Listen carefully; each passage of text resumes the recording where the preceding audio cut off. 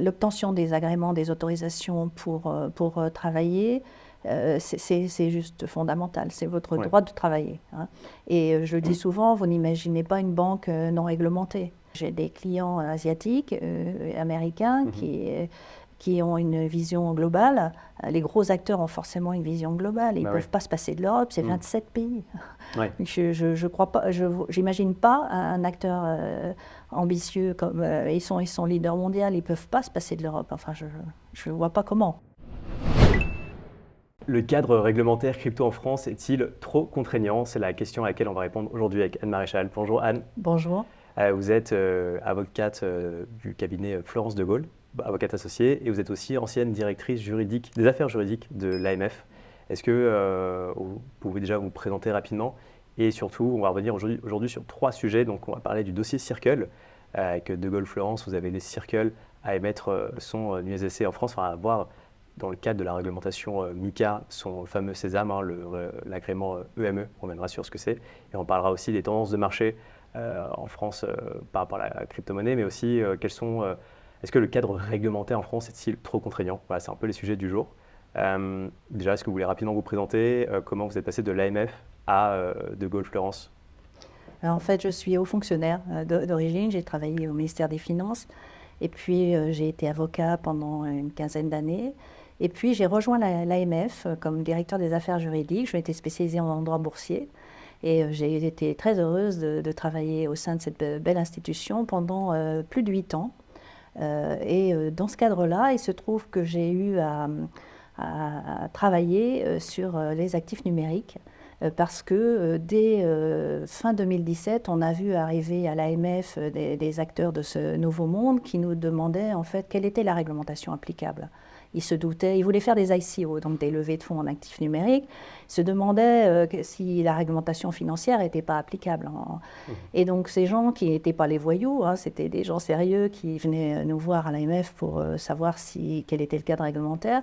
Nous ont interpellés, on a eu besoin et envie de leur répondre. Et pour faire court, on a fait des analyses juridiques, donc c'est pour ça que j'ai été impliquée très vite dans ces sujets, pour savoir si les tokens qui étaient proposés aux investisseurs étaient des instruments financiers ou pas. La question était assez simple et déterminante, puisque si c'était des instruments financiers, on appliquait la réglementation financière, et puis c'est tout, c'est d'ailleurs ce que font largement les Américains encore aujourd'hui. Et si les tokens n'étaient pas des instruments financiers au sens du droit français, eh bien, on était dans une absence de réglementation, un vide juridique. Okay. La question entre utility ou security token. Exactement.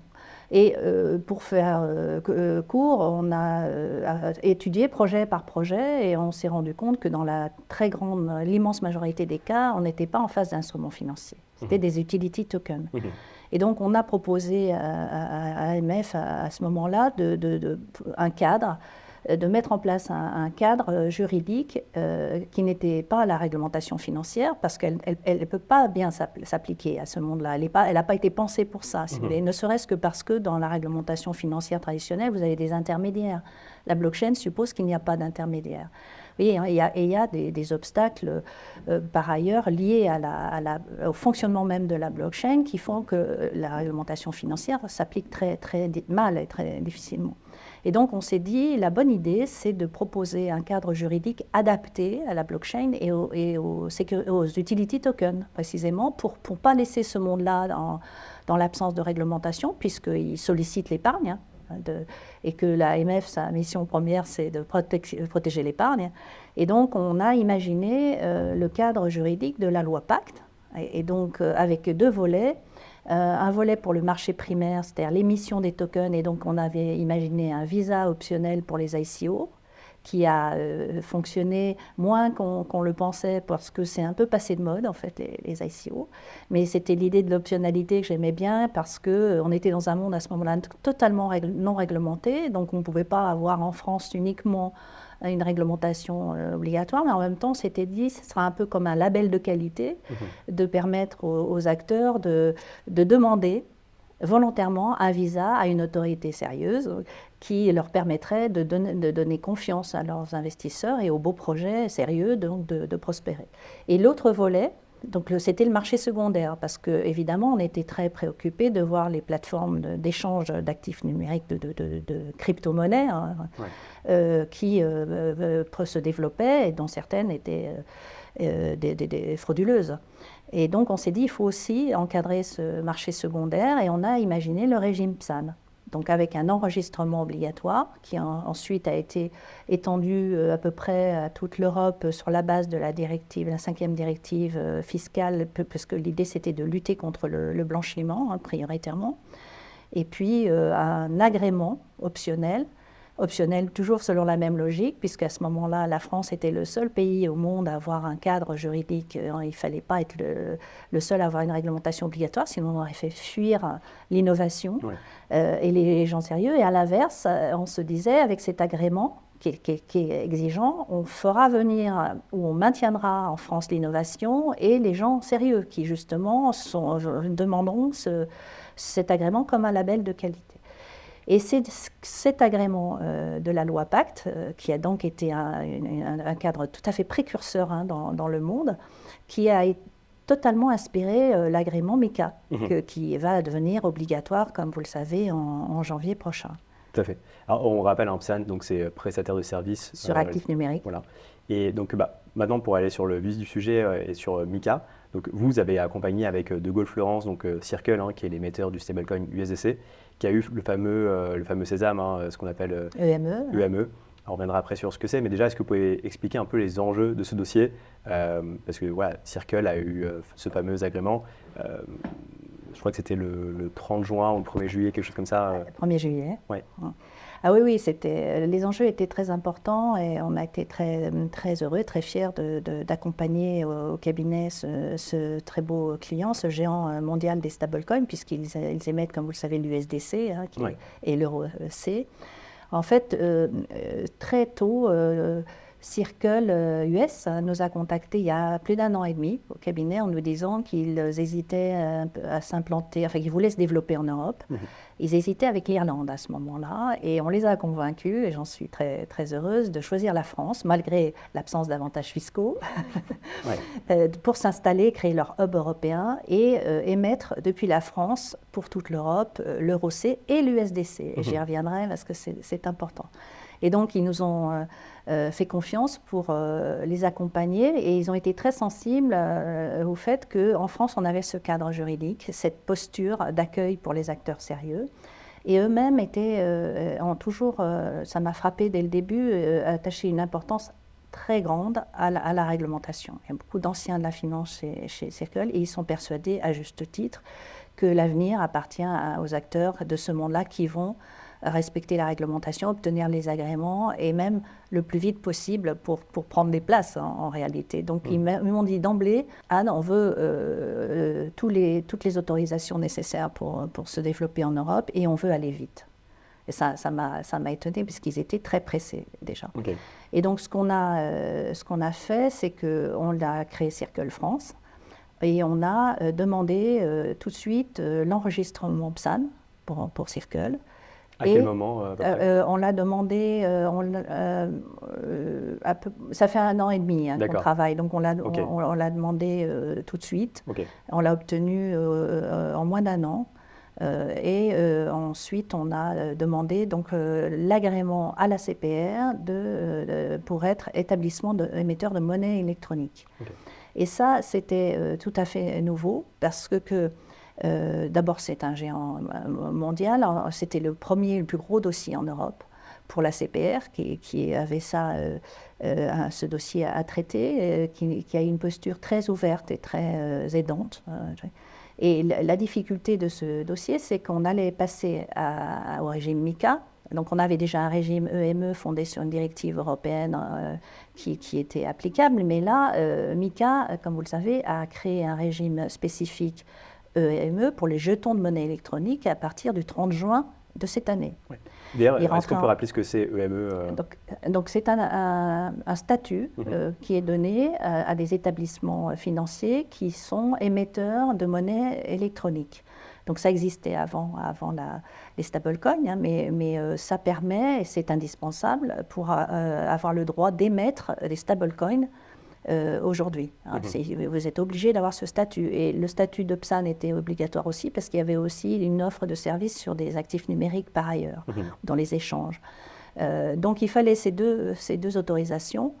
Et comme je vous le disais, donc de l'AMF, nous avons obtenu assez vite l'enregistrement PSAN. Et pour le ME, c'était vraiment compliqué. Pourquoi? Parce que d'abord, c'était un dossier qui faisait un peu peur, hein, vu sa dimension, et c'était le premier, et ça faisait un précédent. Donc et on avait MiCA qui arrivait en application le 30 juin dernier. Donc, si vous voulez, quand on avait commencé presque un an auparavant, on voyait bien qu'on avait ce problème cette question de transition au régime MiCA. Et donc, la question était de savoir si on demandait d'abord le statut de ME sous l'empire de la directive et ensuite le passage à MiCA après son entrée en vigueur.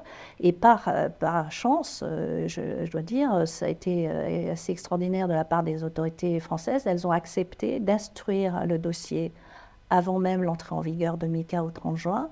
Donc il fallait respecter les conditions aussi du règlement MiCA qui est entré en application donc très vite, au 30 juin juste dernier.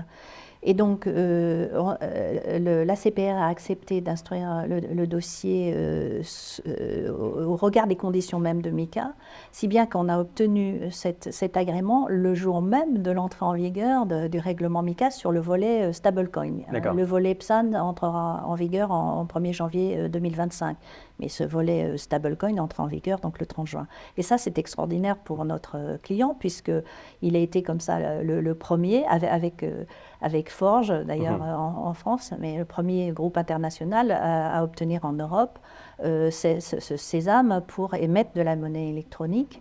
Et donc, c'est un avantage évidemment concurrentiel majeur, d'autant que vous vous souvenez que plusieurs plateformes d'échange avaient déjà dit avant l'entrée en vigueur de MiCA pour les stablecoins qu'elles allaient délister les stablecoins non autorisés. Tout à fait. En gros, c'est-à-dire que Tether, qui est l'émetteur de l'USDT, l'USDT va devoir être délisté des plateformes d'échange d'ici quelques mois, ben oui. Des plateformes d'échange centralisées européennes. Parce que sinon, les plateformes seront dans l'illégalité en les proposant. Ouais.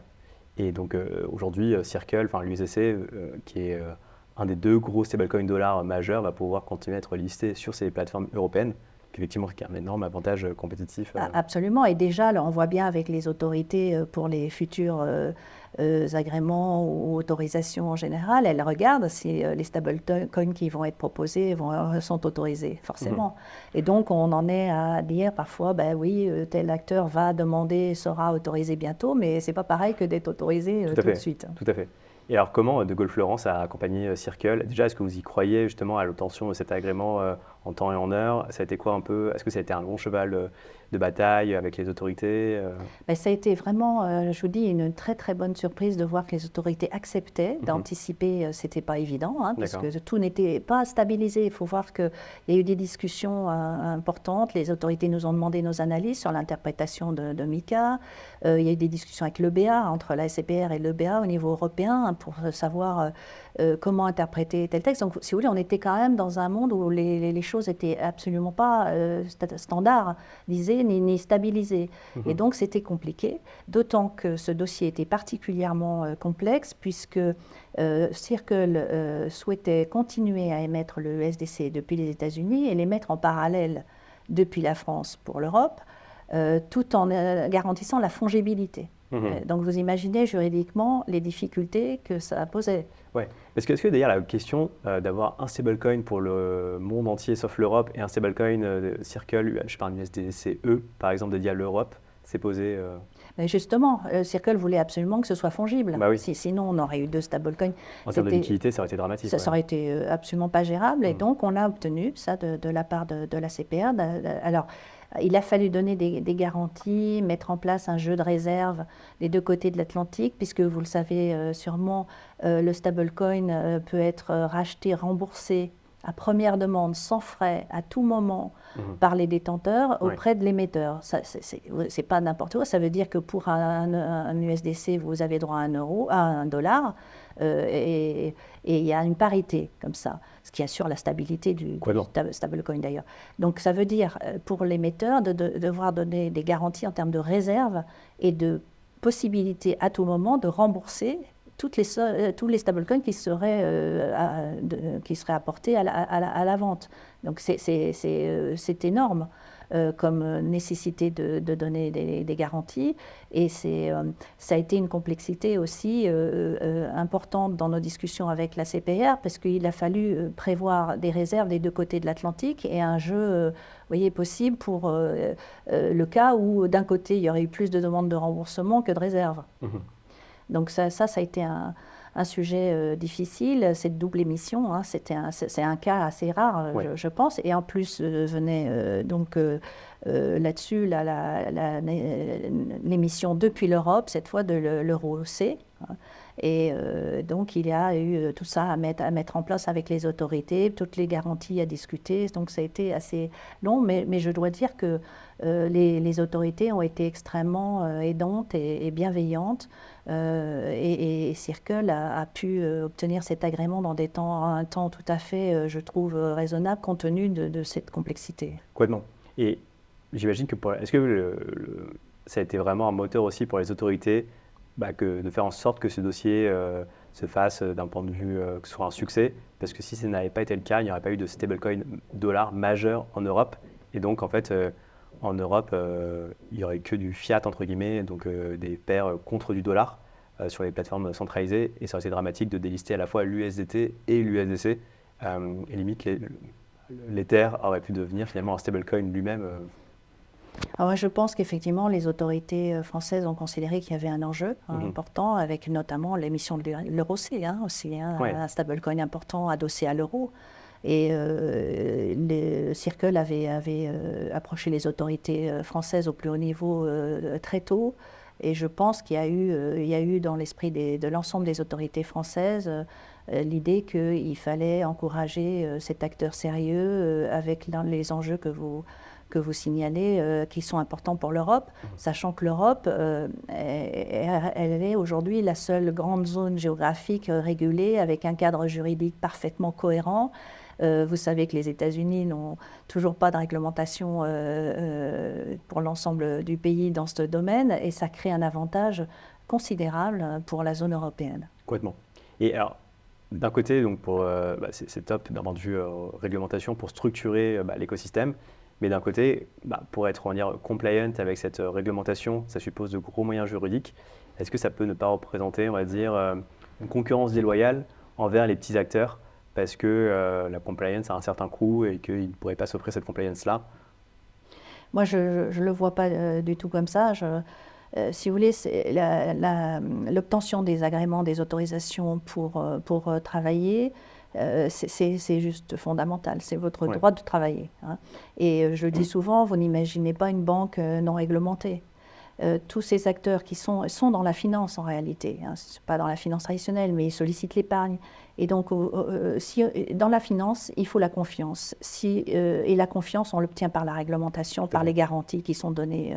Regardez pour le remboursement du stablecoin, comment voulez-vous que ce soit garanti autrement que par un agrément et tout ça vérifié par les autorités. On voit bien qu'il y a beaucoup de fraude dans ce monde-là. Donc la réglementation, les autorisations sont indispensables. Et dire que c'est de la concurrence déloyale, c'est un peu comme si vous me disiez c'est de la concurrence déloyale d'avoir à payer une assurance voiture par rapport. C'est plus facile pour les gens riches que pour les gens pareils. Oui. Vous voyez, c'est pas comme ça que, à mon avis, ça se présente. Et en plus, je dirais que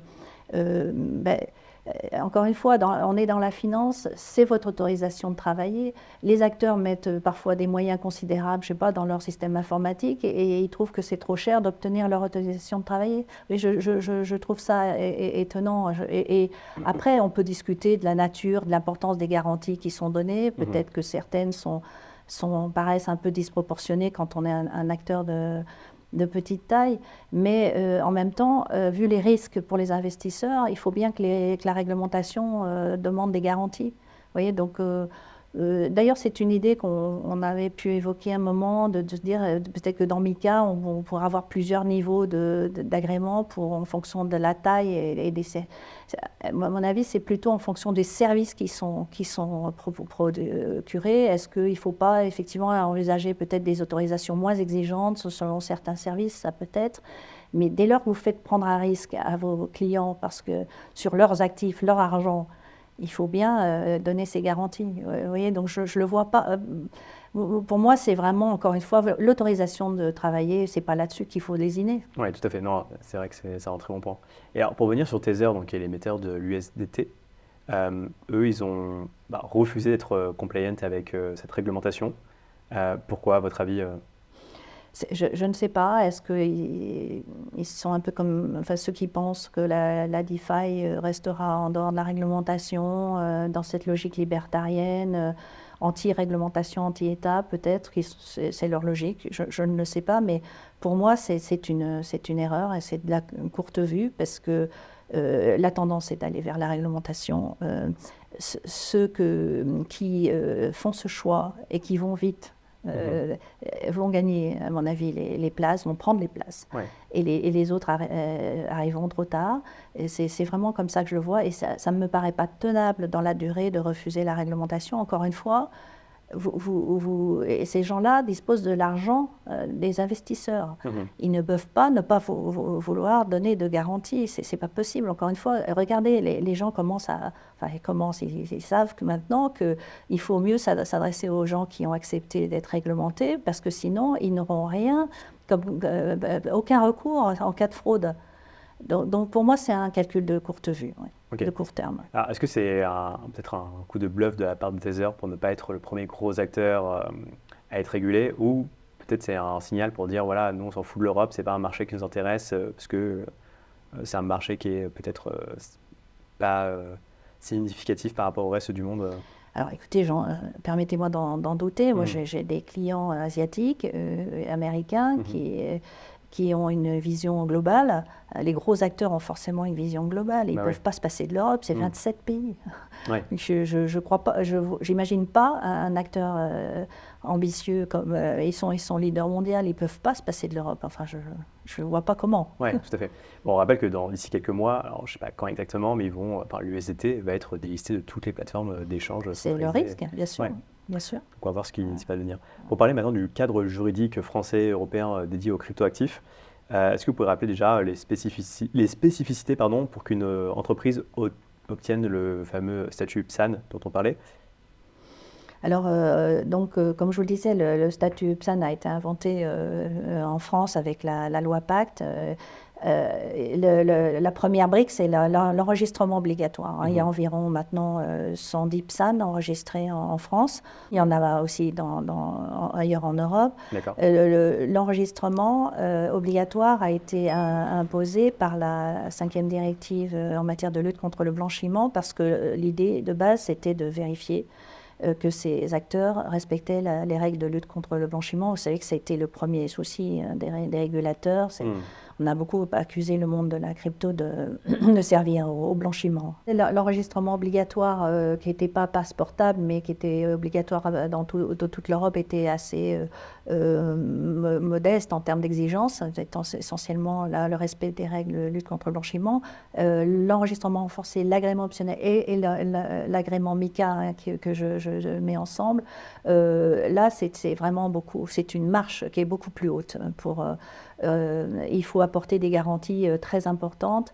Et notamment, celle qui, à mes yeux, est la plus importante, c'est la ségrégation des actifs. Si cette règle s'était appliquée aux États-Unis, on n'aurait pas eu de FTX. Vous savez, ils ont utilisé les actifs de leurs clients sans leur autorisation. Oui, ségrégation, en gros, c'est pour dire que... Vous séparez les actifs de vos clients des vôtres. Vous ne pouvez pas les utiliser pour faire n'importe quoi. C'est ça le risque essentiel en dehors du vol, du hacking. Et donc cette règle-là s'applique, est imposée lorsque l'on veut obtenir l'agrément national ou l'agrément MICA. Maintenant, on va aller à MICA, c'est très... Et donc il y a des contrôles d'ailleurs récurrents pour bien voir qu'il y a cette ségrégation respectée. Il y aura parce que cette règle-là, vous le voyez bien, elle est très, très importante. Ça, à mon avis, c'est une des plus importantes. Il y a des garanties qui sont demandées en matière de cybersécurité, qui sont exigeantes, avec un audit qui doit être fait par un prestataire certifié PASI. Donc c'est un niveau d'exigence important, et là le risque derrière, c'est le vol. Donc il faut que les plateformes aient un système de cybersécurité solide afin de garantir qu'elles ne vont pas être hackées, ou en tout cas qu'elles font tout ce qu'elles peuvent pour protéger les actifs de leurs clients. Il y a des règles en matière de contrôle interne, et puis il y a des exigences en fonds propres ou assurances qui sont aussi importantes. Donc si vous voulez, voyez, ce sont des règles qui sont exigeantes. Il y a aussi, par exemple, une politique de best execution à proposer, à mettre en place quand on exécute les ordres. Enfin, c'est vraiment quelque chose d'exigeant, d'important. Il faut pour obtenir cet agrément, parce que là, c'est comparable à un agrément un peu bancaire. Hein, et c'est logique, encore une fois, hein, parce que on a là des acteurs qui veulent s'installer dans la durée, proposer des services parfois sophistiqués à leurs clients, et ils vont avoir leurs actifs dans leurs mains. Il faut qu'ils soient protégés. Complètement. Et ça prend combien de temps d'ailleurs pour obtenir ce fameux statut PSAN à peu près? Alors, pour l'enregistrement, ça dépend des dossiers. Il fallait plusieurs mois, sachant que les dossiers sont vraiment très inégaux. Il y a des acteurs qui sont très très loin de comprendre ou d'être capables de remplir ces exigences. C'est vrai pour l'agrément aujourd'hui MiCA. On pense d'ailleurs que beaucoup de PSAN enregistrés auront beaucoup de mal à les remplir et n'en seront pas capables. D'accord. Et dans ce cas-là, qu'est-ce qui se passe pour ce type d'exercer en France ou... Eh bien, il y aura une concentration du marché. Hein. Pour moi, il y aura des gens qui vont lâcher cette activité. D'autres vont être achetés. Hein. Et nous, on a plusieurs dossiers comme ça au cabinet, d'acteurs étrangers ou français qui rachètent des PSAN enregistrés pour aller plus vite en réalité, qui reprennent certains PSAN qui eux-mêmes considèrent qu'il vaut mieux céder. D'ailleurs, cet enregistrement qui a une valeur. Bah oui, tout à fait. Non, c'est vrai que j'ai entendu une histoire, un projet qui avait perdu, qui n'avait plus de ressources, entre guillemets, qui allait faire faillite, mais qui s'est fait racheter parce qu'ils avaient ce fameux PSAN. C'est ça. Moi, j'ai un gros acteur étranger qui m'a demandé de l'aider pour ça, et effectivement, ils ont gagné du temps comme ça. Oui, complètement. Ouais. Et alors, est-ce que vous êtes satisfaite de cette réglementation MiCA? Alors, je ne vais pas vous dire le contraire, puisqu'on a été un peu à l'origine de la réglementation française qui elle-même a inspiré directement. Hein. Vraiment, c'est le texte français qui a servi de base pour MiCA. Après, il y a eu des discussions, mais c'est la logique de notre texte. Donc, je trouve que c'est un bon texte. Pourquoi? Parce que, encore une fois, l'idée derrière, c'est on n'est pas dans l'instrument financier. Il faut une réglementation qui d'ailleurs a été inspirée de la réglementation financière, mais qui est adaptée à la blockchain, adaptée à cette activité. C'était ça qui était important, vous voyez, parce que sinon, ça ne marchait pas. Donc je pense qu'elle a ce mérite-là. Encore une fois, elle crée un avantage pour toute l'Europe. J'ai rencontré des acteurs américains, notamment de la SEC, il y a quelques mois, qui me disaient il nous faut une réglementation à la MiCA. Ouais. La SEC, on rappelle. C'est la Securities and Exchange Commission, c'est-à-dire l'équivalent de l'AMF aux États-Unis, qui est un régulateur qui a jusqu'à présent été très hostile. Avec Gary Gensler, qui était le patron, qui était anti-crypto.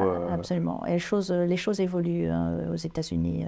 Vous avez vu que les présidentiables ont changé de posture, notamment Trump qui disait que tout ça c'était de l'arnaque et qui était très virulent, et puis qui maintenant dit le contraire, dit il faut faire de l'Amérique le premier pays dans les cryptos. Il faut dire qu'il y a un enjeu, il y a 7% des Américains adultes qui détiennent des crypto-monnaies. C'est énorme, donc c'est un électorat. Et puis, il y a un monde libertarien derrière qui sont proches des républicains. Mais du côté démocrate aussi, hein, il y a un changement de posture maintenant, probablement compte tenu de deux faits. Il y a des acteurs américains comme Circle qui sont en train d'expliquer que sans réglementation, il n'y a pas de sécurité juridique et donc il n'y a pas de sérénité pour se développer aux États-Unis. Nous, on a plusieurs clients américains, gros, puissants. Hein. Je l'ai dit d'ailleurs à la SEC et ça les a un peu chagrinés, qui viennent nous demander de s'installer en France, de se développer en France, France, donc l'exemple circule, mais il y en a d'autres, parce que précisément, leurs avocats américains leur disent vous ne pouvez pas vous développer sereinement aux États-Unis, compte tenu de cette posture, vous risquez des sanctions. Et c'est très difficile à gérer, si vous voulez, parce qu'il n'y a pas de texte. Donc vous n'êtes pas à l'abri d'une sanction qui peut tomber comme ça. Vous ne pouvez pas vous protéger en respectant une réglementation, en réalité. Vous voyez ? Tout à fait. Alors c'est vrai que les États-Unis, par exemple, avec l'ETF Ethereum, ont montré aussi qu'ils étaient capables de rebondir, faire volte-face très rapidement. Est-ce que vous pensez que ça pourrait arriver sur la réglementation crypto ou après, effectivement, comme on l'a dit, les présidentielles, ça peut vraiment constituer un après? Moi, je pense, parce qu'il y a beaucoup maintenant de gens qui... le clivage, il ne pousse pas la ligne des partis entre les anti et les pro-réglementations aux États-Unis, mais il y a maintenant beaucoup de voix pour dire qu'il faut une réglementation, et d'ailleurs qui s'inspirerait probablement de la réglementation européenne, puisqu'on a mis les bases. Et ils pensent ils ont compris qu'il y avait des enjeux majeurs. Et cela étant, on les voit venir déjà. Effectivement, l'exemple des ETF est très parlant. Hein. Il y a eu des sanctions, la SEC a été désavouée. Maintenant, les ETF, c'est parti. Ouais. C'est énorme. Hein. C'est BlackRock, c'est le premier gestionnaire de fonds mondial qui a un ETF Bitcoin. Donc, si vous voulez, il y a des ETF Ether qui ont été aussi autorisés. Donc, ça veut dire que, si vous me permettez l'expression, le coup est parti aux États-Unis. Oui, tout à fait. Sauf que pour le ETF Ethereum, vraiment, ça c'est, il y a vraiment eu un volte-face où on était sûr que ça n'allait pas être validé cette fois-ci en tout cas, et du jour au lendemain, tout a changé en quelques heures, quoi. Absolument. Et donc ça a créé, vous avez vu, ça a fait monter les cours, ça a créé un nouveau paysage aux États-Unis où tout de suite on voit qu'on n'est plus anti-crypto comme on l'a été. Alors ça ne veut pas dire qu'il y a une réglementation, mais après les présidentielles, je pense qu'il y en aura probablement une. Mais vous voyez, le temps qu'on ait cette élection, qu'on ait le vote d'une loi, qu'on ait des textes d'application, etc., nous, notre loi elle date de 2019. Oui, c'est ça, il y a une longueur d'avance. Et MiCA, elle est entrée en application déjà partiellement. Donc, si vous voulez, on a pris de l'avance. Et je le dis aux acteurs français, profitez de ce cadre juridique qui existe, qui vous donne tous les outils. C'est aujourd'hui un avantage concurrentiel majeur. Demain, ce ne sera plus le cas parce qu'il va y avoir des réglementations ailleurs. Il y en a déjà un peu en Asie, hein, mais aux États-Unis notamment. Tout à fait. Pour continuer sur la réglementation, je voudrais parler un peu de la DeFi, donc de la finance décentralisée. Comment vous le voyez justement dans le scope de cette réglementation MiCA, la DeFi n'est pas incluse dedans. Et c'est quoi votre avis sur les projets DeFi qui ne sont pas pour l'instant compliant avec la réglementation? Est-ce que vous pensez que finalement, in fine, la DeFi va être concernée par cette réglementation MiCA à moyen terme et que c'est en fait c'est obligatoire de réglementer cet écosystème? Alors aujourd'hui, la DeFi n'est pas réglementée par MiCA, qui ne traite pas ni des NFT, par exemple. Ça n'a pas été. Parfois, on m'a reproché en disant mais alors, quand vous aviez proposé la loi PAC, vous n'avez pas pensé aux NFT. Je suis désolée, ça n'existait pas. Hein. C'est vrai. Et les choses évoluent très vite dans ce monde. Donc pour la DeFi, moi, mon avis, c'est que ça finira par être réglementé. On a des réflexions en cours, hein, des régulateurs et des rapports de la CPR, de l'AMF. Il y a des réflexions au niveau européen. Ça fera peut-être partie d'un MiCA 2. En tout cas, je ne vois pas comment ça resterait en dehors de toute réglementation. Pourquoi ? Pour les mêmes raisons, encore une fois, que ce soit la DeFi ou pas, il y a des valeurs, de l'argent, des investisseurs qui est risqué, qui est mis en risque. Donc, comment ne pas devoir rendre des comptes ou donner des garanties ou alors, et ça veut dire qu'on pense que les gens se fichent de savoir si leur argent est protégé ou pas. C'est pas vrai. Vous voyez, plus il y aura de gens réglementés, plus ce sera vrai, je pense. Parce qu'il y a encore beaucoup de fraudes, hein, il y a beaucoup de plaintes reçues à l'AMF. Donc je pense que ce sera réglementé. La difficulté, c'est un vrai défi pour les régulateurs de réglementer la DeFi. Pourquoi ? Parce qu'il n'y a personne. Il n'y a pas d'interlocuteur. On a des protocoles et puis on n'a personne. C'est des DAO. Qui est responsable ? C'est ça, c'est un vrai sujet de la responsabilité. Toute la logique de la réglementation financière et celle des cryptos repose sur j'ai un responsable à qui je demande des comptes, des garanties. Ou des tiers garants. Mais là, vous n'avez ni responsable ni tiers. Donc, comment faire ? Et Donc il y a des réflexions en cours qui s'orientent notamment vers, bon, aller chercher quand même aujourd'hui, d'ailleurs il faut se méfier, hein, les autorités vont quand même chercher qui est derrière. Hein. Mhm. C'est bien rare qu'il n'y ait personne derrière, donc c'est Tout à fait. déjà aujourd'hui, mais demain aussi. Et on a aussi des réflexions pour réguler par des normes sur les protocoles. Ok. Donc il y aura, c'est le sens de l'histoire à mon Ouais, avis. c'est inéluctable que la DeFi Oui. soit à un moment donné Pour régulée, moi, oui. que ce soit d'un point de vue utilisateur, c'est-à-dire faire son KYC pour se connecter à une plateforme aussi, que côté émetteur par exemple d'un protocole ou gestion, on va dire, de la trésorerie pour être sûr qu'il n'y ait pas de scénario de sortie un peu, enfin de ce qu'on appelle des rug-pulls, enfin des scénarios Absolument. de vol de la liquidité, quoi. Mais c'est ça, le risque existe de la même façon. Donc, comment encore une fois imaginer que tout le monde se fiche de ces risques, hein. Quand vous savez le choix entre des gens qui vous donnent des garanties et d'autres qui vous n'en donnent aucune, il ne faut pas avoir peur. Hein, Non, c'est vrai. Mais c'est vrai que si on prend un protocole majeur type AAV, ou qui est vraiment très décentralisé d'un point de vue en tout cas, je dirais token, et encore que je n'ai pas regardé leur tokenomics, mais j'ai l'impression qu'il y a quand même beaucoup de différents détenteurs de leur token de gouvernance. Je me dis, voilà, c'est quand même un protocole qui est quand même plus décentralisé qu'un nouveau protocole qui va se lancer, qui est encore très concentré en termes de liquidité. Donc il y a moins de risques qu'avec un AAV par exemple, d'avoir un comportement litigieux qu'avec un nouveau protocole qui se lance, qui est beaucoup plus, comment dire, beaucoup plus concentré entre les mains de quelques personnes, et pour le coup, quelques personnes représentent le protocole. Oui, absolument. Et d'ailleurs, c'est peut-être un axe de réflexion pour la réglementation, c'est donc d'imposer des normes pour les protocoles pour donner ces fameuses garanties. Ok. Pour parler maintenant, pour finir, peut-être qu'on peut aborder les tendances de marché. Quelle est votre vision sur la convergence du monde des actifs numériques et de la finance traditionnelle? Et je pense que Circle, c'est un bon exemple, hein, parce que c'est un acteur qui a des codes de la finance traditionnelle, mais qui arrive sur le monde de la crypto. Ouais, absolument. Alors ça me frappe, cette tendance-là, vraiment. Pour moi, c'est une tendance vraiment très intéressante de voir d'un côté le monde de la crypto, disons-le comme ça, et donc actifs numériques, stablecoin, avec des acteurs qui, pour certains, sont devenus extrêmement puissants, qui ont des moyens considérables et qui sont en train de se développer vers la finance traditionnelle. Ou qui ont annoncé, déjà Binance avait annoncé qu'il irait vers la finance traditionnelle, et vous voyez, Circle a demandé cet agrément ACPR, d'émetteur de monnaie électronique. Donc ils vont vers la finance traditionnelle, et ils veulent à terme offrir toute la gamme des produits, donc actifs numériques, stablecoin, et puis des produits financiers. Ouais. Pour moi, c'est inéluctable, et c'est ce qu'ils veulent faire parce qu'ils ont compris que c'est ce que veulent les gens.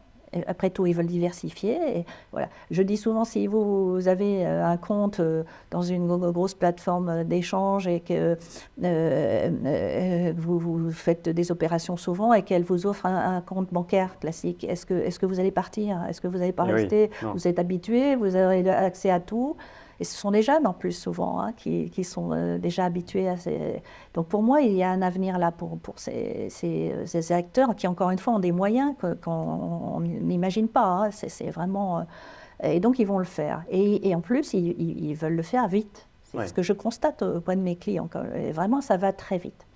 Et ce qui me frappe, c'est que de l'autre côté, les acteurs de la finance traditionnelle, eux, ont des enjeux majeurs dans la blockchain, et je trouve que ça va moins vite. Ils vont moins vite dans l'autre sens.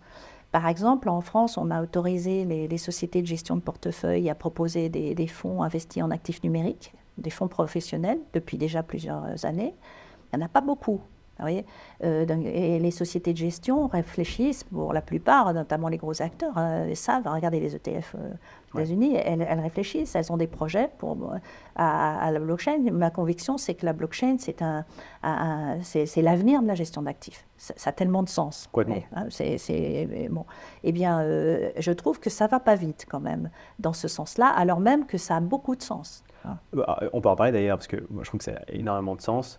Ne serait-ce que en termes de liquidité, et aussi pour le fait de tokeniser. On parle aujourd'hui de real world asset, donc d'assets de la vraie vie entre guillemets, mais le fait de tokeniser des actifs, ça permet entre guillemets d'apporter beaucoup plus de liquidité. Et je prends un exemple concret. Si par exemple demain je tokenise ma maison ou une montre, j'en sais rien, c'est-à-dire qu'en fait je peux l'apporter comme garantie pour un prêt. Et donc je peux aussi l'apporter en collatéral pour pour acheter un autre actif. Et donc ça développe entre guillemets la liquidité. Il y a vraiment ouais, une amélioration de la liquidité sur les marchés tout simplement. Ah mais je suis tout à fait de cet avis. Alors là, vous faites allusion à la tokenisation dans le monde réel. Et ça aussi, c'est une tendance extrêmement intéressante. On a beaucoup reproché à ce monde de ne pas financer l'économie réelle, hein. En réalité, aujourd'hui, on voit beaucoup de projets dans l'économie réelle, notamment dans l'immobilier. Vous avez vu, il y a déjà des acteurs qui ont réussi, comme Realty aux États-Unis, où ils donnent accès à de l'immobilier pour des petites sommes, hein, 50 $. Vous pouvez acheter un petit bout d'immeuble. Et ça, ça a déjà eu du succès. Et en Europe aussi, il y a des projets de ce type. Et ça apporte des avantages considérables. Vous donnez accès à de l'immobilier à des gens qui n'ont pas les moyens d'acheter un appartement. Ils achètent un petit bout et ils vont avoir un apport comme ça. Enfin bref, ça développe ça. Et surtout, ça donne de la liquidité. Ouais, tout à fait. La liquidité sur un marché dont tout le monde déplore qu'il ne soit pas liquide aujourd'hui. Donc pour ça, il faut aujourd'hui, si on veut faire un vrai marché secondaire, il faut faire appel au régime pilote. Alors le régime pilote européen, c'est une idée française qu'on avait eue à l'AMF et qui est devenue en moins d'un an un règlement européen. Et alors ça, c'est vraiment très important d'avoir en tête que c'est un outil indispensable parce que cette fois, on n'est pas dans l'utility token, on est dans l'instrument financier, dans le security token. Complètement, parce que là, ce qui compte, c'est le sous-jacent qu'il y a derrière. Voilà, parce que comment on fait pour tokeniser dans le monde réel grâce à l'ordonnance blockchain qui a été prise en 2017, on permet de tokeniser des actions ou des obligations. Donc imaginez par exemple dans l'immobilier, vous créez une société qui va porter un immeuble, et c'est les actions de cette société qui seront tokenisées. Vous ne pouvez pas tokeniser l'immeuble directement, vous tokenisez les actions. Et c'est les actions qui vont être échangées sur la blockchain. Donc ça, vous voyez, c'est une possibilité. Certains disent qu'à court terme, il n'y aura plus un actif non tokenisé. Ouais. Je ne sais pas si c'est vrai, mais la question, vous voyez, est posée. Non, complètement. Et moi, je trouve ça génial aussi, comme vous le disiez, pour fractionner un investissement et le rendre beaucoup plus accessible. C'est vrai que ça va, je pense, changer les règles du jeu en termes d'investissement et que tout va être tokenisé. Et pour ça, on a la chance, encore une fois, en Europe, d'avoir un outil avec ce régime pilote. Et je ne cesse de le dire, notamment aux institutions financières pour qui ça a été pensé et qui ont une procédure simplifiée pour avoir cette autorisation. Cette idée, c'est un bac à sable. On s'est dit, puisque la réglementation financière n'est pas adaptée à la blockchain, qu'on ne peut pas la respecter, pour les instruments financiers, il faut trouver un moyen de laisser les acteurs développer leurs projets. On y avait pensé à l'époque pour Forge d'ailleurs, qui était un acteur très en avance sur ces sujets. Et on s'était dit, on va faire ça. Et donc c'est devenu ce règlement européen qui prévoit que pendant 6 ans, les acteurs peuvent développer leurs projets d'instruments financiers, donc de security tokens sur la blockchain, à condition d'obtenir une autorisation de leur autorité nationale et pour proposer ce fameux marché secondaire et cette liquidité. Parce que sinon, vous ne pouvez pas, parce que ça s'appelle un MTF, c'est donc une vraie bourse, et vous n'avez pas le droit de le faire sans cette autorisation. Sinon, vous tombez sous le coup de la réglementation financière. Oui, parce qu'après, vous devenez une bourse, en fait. C'est une bourse en réalité, donc vous voulez acheter et vendre les fameuses actions tokenisées.